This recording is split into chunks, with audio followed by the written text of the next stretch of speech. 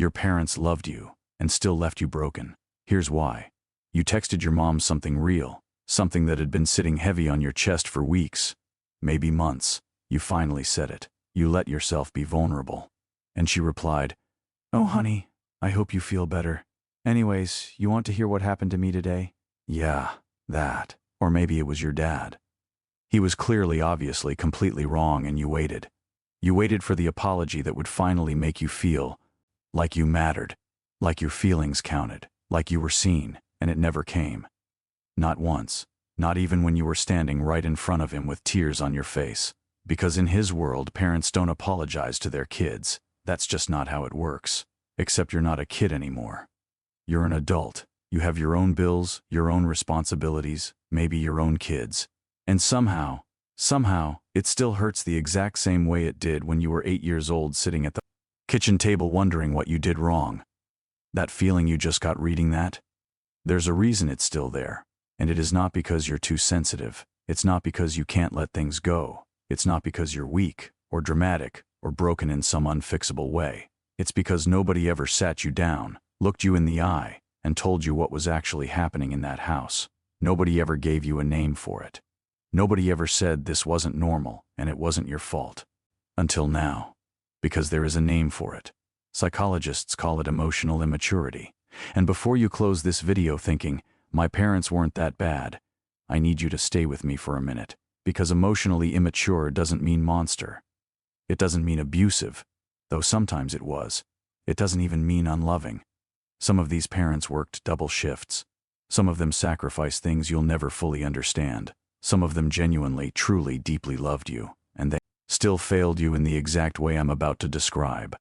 Because loving someone and actually being emotionally present for them, those are two completely, fundamentally different things. So let's talk about what this actually is. Let's go deep, because you deserve more than a 2-minute explanation. An emotionally immature parent is someone who never fully grew up on the inside. Their body aged. They got the job, the mortgage, the spouse, the gray hair, the grandchildren. But emotionally they got stuck. Frozen somewhere around 15 or 16 years old, in their own unresolved pain, their own unhealed wounds, their own childhood where nobody taught them how to feel things safely either. And they raised you from that frozen place, not because they wanted to hurt you, but because you can only give what you were given. And they were given very little. Here's what that looked like in your house. You'd feel something: sadness, fear, loneliness, confusion, the normal, human, completely valid emotions that children feel every single day. And instead of comfort, instead of someone sitting beside you and saying, "I see you, I'm here, tell me what's going on," you got something else entirely. You got, "Stop being so dramatic." You got, "There is nothing to cry about." You got, "You're fine." You got silence, or worse, irritation. That specific look on their face. The one that told you your pain was an inconvenience, that your feelings were a burden, that the correct thing to do was to pull yourself together and stop making everyone uncomfortable. And so, without anyone ever sitting you down and explaining it directly, without anyone ever making it a lesson, you learned. Children always learn. You learned that your emotions were a problem, that feeling things too deeply meant something was wrong with you, that being too much was the most dangerous thing you could be. So you started making yourself smaller, quieter, more contained, more manageable. You started hiding the parts of yourself that made people uncomfortable, and you got very, very good at it.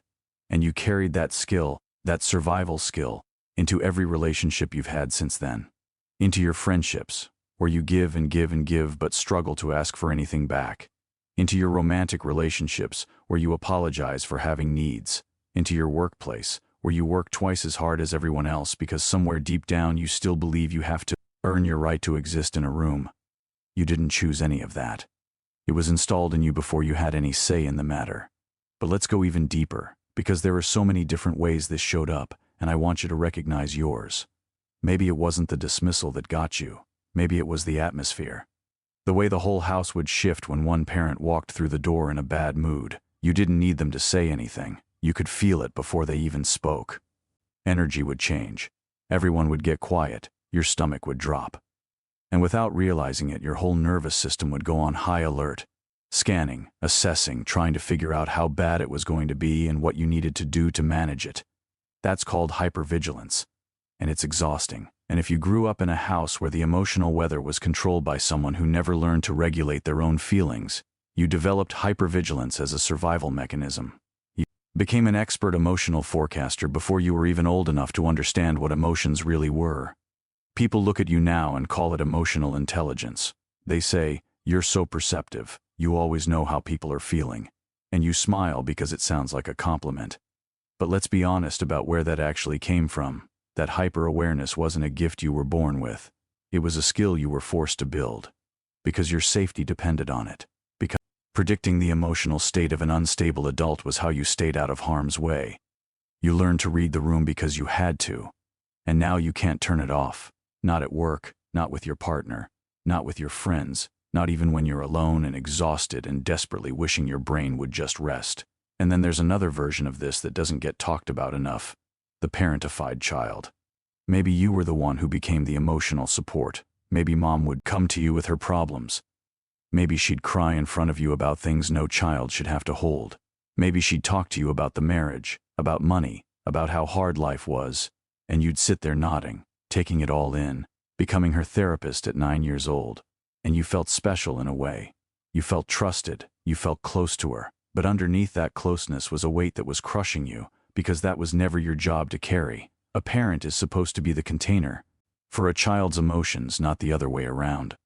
When a parent pours their emotional needs into a child, they flip the entire architecture of the relationship, and the child pays for it for decades. Or maybe it was subtler than all of that.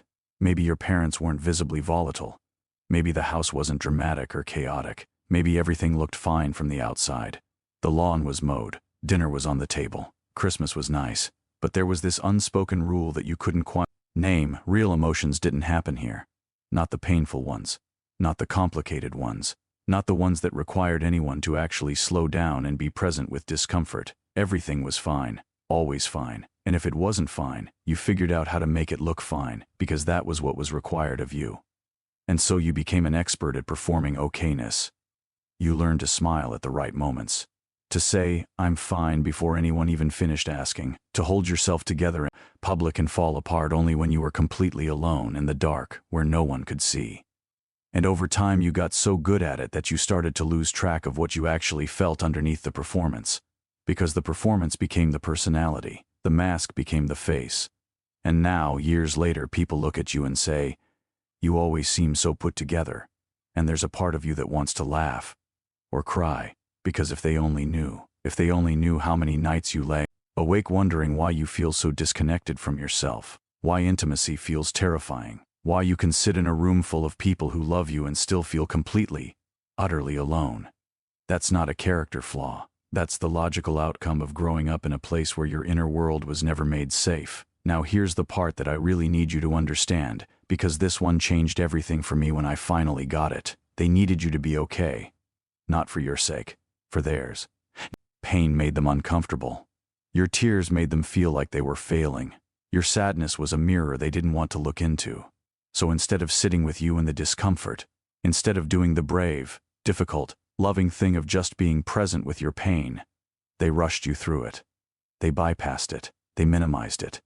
"You're fine. You're strong. You'll get through this. Stop worrying. It could be worse." And they weren't doing it to be cruel. They were doing it because they never learned how to sit with their own pain either. Nobody ever sat with them. So they passed that inability down to you, packaged in urgency and impatience and all the language of strength, because weakness was never allowed in their house either. And you absorbed all of it, the message underneath the message, the one that said, "Your emotions are too much, your needs are inconvenient. The right way to be loved is to need as little as possible." Though let's talk about what that did, what it's still doing. Because this doesn't stay in your childhood. It moves in with you. It unpacks its bags and makes itself at home in every corner of your adult life. You apologize before you ask for help. You catastrophize when someone takes a few hours to reply to your message, because somewhere in your nervous system that silence feels like abandonment. You over-explain yourself constantly, as if the full justification of your experience is the price of admission for being heard. You give people dozens of chances they don't deserve because you were taught to tolerate inconsistency and call it love. You flinch when someone raises their voice, even if it's not directed at you, even if it's just excitement, Because back then, volume meant danger. You shrank in conflict because you learned that your perspective making someone uncomfortable was the worst possible outcome. You people please not because you're a pushover, but because somewhere in you there's a child who learned that keeping others happy was the only reliable way to stay safe. None of this is weakness. I need you to hear that. None of it. All of it makes complete, logical, heartbreaking sense. You didn't develop these patterns because something is wrong with you. You developed them because you were a child trying to survive an environment that required more of you than any child should ever have to give. Your nervous system adapted. Your psychology adapted. You adapted. You did what children do. You found a way to make it work. And the tragedy is that the strategies that kept you safe then are the same strategies that are quietly sabotaging you now. Because you're not 8 anymore. You're not trapped. You don't need to monitor everyone's mood to stay safe. You don't have to earn love by making yourself invisible. You don't have to perform okay when you're falling apart. But your system doesn't know that yet. Because no one ever told it. No one ever sat down with the part of you that's still that small, exhausted child and said, "You're safe now. You can put it down. It's okay to need things. It's okay to be in pain. It's okay to take up space." So I want to say something now that I really truly need you to hear. None of this was ever about you. Not your fault. Not your failure. Not evidence that you were too much or not enough or fundamentally difficult to love. You were a child. You had no power, no context, no frame of reference, no ability to look at your parents and see them clearly as the flawed, unfinished human beings they were. You just saw them as the whole world. And when the whole world told you that your emotions were wrong, you believed it. Of course you believed it. What else could you have done? But here's the truth. They couldn't give you what they never had themselves. They couldn't teach you emotional safety because no one made them feel emotionally safe. They couldn't validate your feelings because their feelings were never validated. They couldn't hold space for your pain because they were drowning in their own unprocessed pain. Pain they probably never even acknowledged, because acknowledging it would have meant looking at their own childhoods, their own wounds, their own parents who failed them in the same ways. It is a chain. It goes back further than you know, and that doesn't make what happened okay. It doesn't minimize your experience or erase your pain or mean you owe them forgiveness before you're ready. But it does mean something important. You have been carrying something that was never yours to carry. You have been dragging weight that was handed to you before you had the strength or the context to refuse it. And the fact that you've made it this far, with that weight, with those wounds, still trying to understand yourself, still trying to heal, that is not small. That is extraordinary. Now I want to talk about the patterns you may not have connected to this yet. The ones that feel like personality traits but are actually survival adaptations. Because recognizing them is the first step to loosening their grip. The first one is the inability to identify what you need. If someone asks you, "What do you want?" or "What would make you happy?" and your mind goes blank, that's not because you're easygoing or low maintenance. That's because you were trained to redirect your attention away from your own needs so completely that you eventually lost contact with them. Your needs became invisible even to yourself, and now, you walk through life genuinely not knowing what you want, which makes it nearly impossible to ask for it, which means you often end up giving endlessly and receiving almost nothing and telling yourself it's fine. The second pattern is chronic over-responsibility. You feel responsible for other people's emotional states in a way that goes far beyond normal empathy. If someone is upset in your vicinity, you immediately start scanning, "Did I cause this? Is there something I need to fix? What can I do to make this better?" You feel the weight of other people's moods as if they belong to you. And when someone you care about is struggling, you can't simply be with them. You have to solve it, fix it, carry it, because you were never taught that it was okay to witness someone else's pain without doing something about it. The third pattern is a complicated relationship with anger. Some of you reading this cannot access anger at all. It was the emotion most forbidden in your house, the one that was most dangerous to express, and so you buried it so deep that now you can't feel it even when it's completely warranted. Other people in the comments will recognize the opposite, explosive anger that comes out of nowhere, that scares you when it happens, that leaves you feeling ashamed. Both of these are the same wound wearing different faces. Because anger that isn't processed safely doesn't disappear, it either gets swallowed and turns into depression and numbness and disconnection, or it builds up pressure and bursts out at the worst possible moments. Neither version is your fault. Both versions can heal. The fourth pattern is difficulty trusting your own perception. Emotionally immature parents are often inconsistent. They might be warm and loving one moment and cold and unavailable the next. They might deny things happened. They might react to your reality by telling you you're imagining it, being dramatic, misremembering. Over time, this teaches you that you cannot trust what you observe. You cannot trust your own emotional responses. When something bothers you, you question whether it's valid. When something feels wrong, you wonder if you're overreacting. You develop this habit of constantly checking your experience against some imaginary external standard, because your inner compass got knocked sideways very early. This is also why you often defer to others, why you struggle to advocate for yourself, why you second-guess your own feelings even when every part of you is screaming that something isn't right. And the fifth pattern, the one that cuts deepest, is the belief that you are fundamentally too much, or not enough, or both at once depending on the day. Too needy, too sensitive, too emotional, too intensa. Or, not talented enough, not successful enough, not lovable enough, not worth the effort. This belief lives underneath everything. It colors how you receive compliments, deflecting them, dismissing them, waiting for the catch. It shapes how you enter relationships, always slightly braced for the moment when someone finally sees the real you and decides to leave. It's the quiet voice that tells you that your healing is probably impossible, that you're too complicated, that other people can change but maybe not you. That voice is lying, and it learned to speak in your parents' frequency. So where does this leave you? What do you actually do with all of this? I want to be careful here because I don't want to give you a tidy 5-step fix for something that deserves real respect. Healing from an emotionally immature upbringing is not a weekend project. It is not a checklist you complete. It is a living, ongoing process of learning to do for yourself what your parents couldn't do for you. And that process is some of the most important work you will ever do. The first thing is awareness, which you are building right now in this moment, because you cannot heal what you cannot name. And now you have a name for it. Now you can start to see the patterns not as personality flaws but as adaptive strategies that once made sense and now need updating. The second thing is grief, real grief. Not just I'm sad my childhood wasn't perfect, but the deeper, harder grief of mourning what you needed and didn't get.